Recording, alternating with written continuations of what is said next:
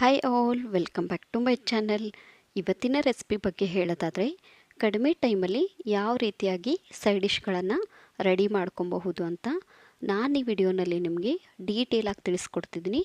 ಇದನ್ನು ನೀವು ರೋಟಿ ಜೊತೆ ಆಗಿರ್ಬೋದು, ಚಪಾತಿ ಜೊತೆ ಆಗಿರ್ಬೋದು, ಹಾಗೆಯೇ ರೈಸ್ಗೂ ಕೂಡ ಬೆಸ್ಟ್ ಕಾಂಬಿನೇಷನ್ ಅಂತಲೇ ಹೇಳ್ಬೋದು.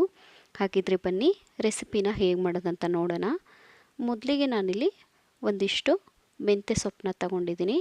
ಅದಕ್ಕೆ ಸಣ್ಣದಾಗಿ ಕಟ್ ಮಾಡಿರುವಂಥ ಈರುಳ್ಳಿ ಹಾಗೆಯೇ ಸೌತೆಕಾಯಿನೂ ಕೂಡ ಹಾಕ್ಕೊತಾ ಇದ್ದೀನಿ. ನಂತರ ನಾನಿಲ್ಲಿ ಮೂಲಂಗಿ ಸಹ ಸೇರಿಸ್ಕೊತಾ ಇದ್ದೀನಿ. ಇದಕ್ಕೆ ನಾನಿಲ್ಲಿ ಸಣ್ಣದಾಗಿ ಕಟ್ ಮಾಡಿರುವಂಥ ಟೊಮೆಟೊ ಮತ್ತು ಸ್ವಲ್ಪ ಕೊತ್ತಂಬರಿ ಸೊಪ್ಪನ್ನ ಸೇರಿಸ್ಕೊಂಡು, ನಂತರ ನಾನಿಲ್ಲಿ ರುಚಿಗೆ ತಕ್ಕಷ್ಟು ಉಪ್ಪನ್ನ ಸೇರಿಸ್ಕೊತಾ ಇದ್ದೀನಿ. ಹಾಗೆಯೇ ಎಷ್ಟು ಖಾರ ಹಿಡಿಯುತ್ತೋ ಅಷ್ಟು ನೀವು ಖಾರನ ಹಾಕ್ಕೊಬಹುದು. ಸ್ವಲ್ಪ ಆಯಿಲ್ನ ಹಾಕ್ಕೊಂಡು ಇದನ್ನು ನೀವು ಚೆನ್ನಾಗಿ ಕಲಿಸ್ಕೊಬೇಕಾಗತ್ತೆ.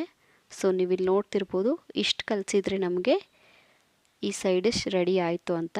ಇದು ರೊಟ್ಟಿ ಜೊತೆ ನಿಮಗೆ ಬೆಸ್ಟ್ ಕಾಂಬಿನೇಷನ್ ಅಂತಲೇ ಹೇಳಬಹುದು.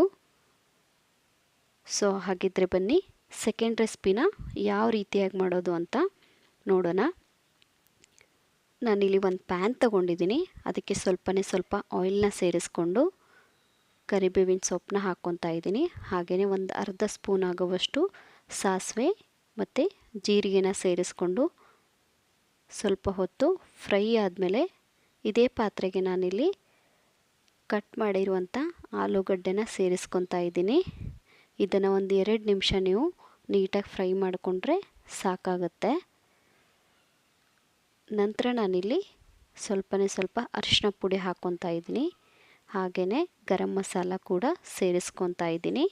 ರುಚಿಗೆ ತಕ್ಕಷ್ಟು ಉಪ್ಪು, ನಂತರ ಇದಕ್ಕೆ ಸ್ವಲ್ಪ ಬೆಲ್ಲನ ಸೇರಿಸ್ಕೊಂಡು 1 ಸ್ಪೂನ್ ಆಗುವಷ್ಟು ಖಾರದ ಪುಡಿನ ಸೇರಿಸ್ಕೊತಾ ಇದ್ದೀನಿ. ಇದನ್ನು ಕೂಡ ನೀವು ಲೋ ಫ್ಲೇಮಲ್ಲಿಟ್ಟು ಚೆನ್ನಾಗಿ ಫ್ರೈ ಮಾಡ್ಕೊಬೇಕಾಗತ್ತೆ. ಯಾವುದೇ ತರಹದ ನೀರು ಅವಶ್ಯಕತೆ ಇರಲ್ಲ.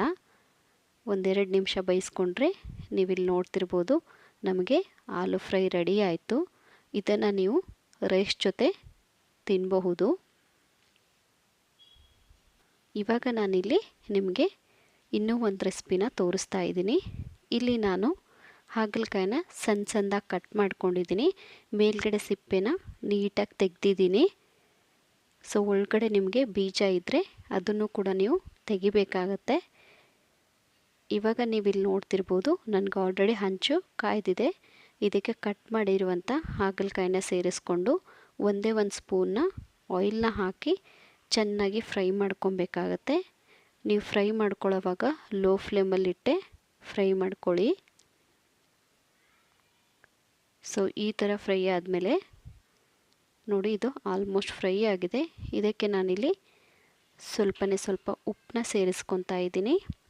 ಹಾಗೆಯೇ ಸ್ವಲ್ಪ ಖಾರದ ಪುಡಿನ ಸೇರಿಸ್ಕೊಂಡು ಇದನ್ನು ಇವಾಗ ಚೆನ್ನಾಗಿ ಮಿಕ್ಸ್ ಮಾಡ್ಕೊಳ್ಳಿ. ಸೊ ಇದಿಲ್ಲಿ ನಿಮಗೆ ರೆಡಿ ಆಯಿತು. ಇದನ್ನು ನೀವು ಚಪಾತಿ ಜೊತೆ ತಿನ್ನಬಹುದು. ಸೊ ಬೆಸ್ಟ್ ಕಾಂಬಿನೇಷನ್ ಅಂತಲೇ ಹೇಳ್ಬೋದು.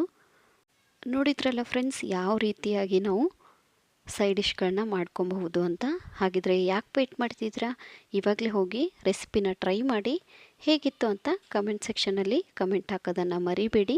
ಇದೇ ಥರ ನನ್ನ ವಿಡಿಯೋಗೆ ಸಪೋರ್ಟ್ ಮಾಡ್ತಾಯಿರಿ. And thank you for watching.